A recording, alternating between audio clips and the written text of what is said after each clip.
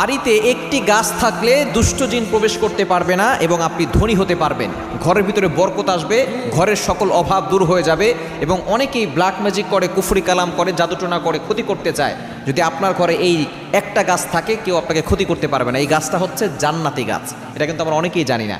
জান্নাতি গাছ আল্লাহ তাআলা কোরআন কারীমের ভিতরে নিজে বলে দিয়েছেন। ২৭ নম্বর পারার ৫ নম্বর পৃষ্ঠার ৮ নম্বর লাইন, সূরাতুন নাজমের ১৪ নম্বর আয়াতে আল্লাহ তাআলা সুন্দর করে জানিয়ে দিয়েছেন, ইনদা সিদরাতিল মুনতাহা ইনদাহা জান্নাতুল মাওয়া। একটা গাছ, এটা জান্নাতি গাছ, একেবারে সিদরাতুল মুনতাহা, শেষ জায়গা যেখানে হযরত জিবরাইল আলাইহিস সালাম থাকেন।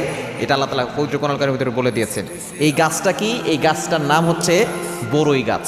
এই গাছটার নাম হচ্ছে বড়ই গাছ। যেই ঘরের ভিতরে বড়ই গাছ থাকে, দুষ্ট জিন জাতিরা দেখা যাচ্ছে আমাদেরকে অনেক ক্ষতি করতে চায়, আমাদেরকে বিপদে ফেলতে চায়।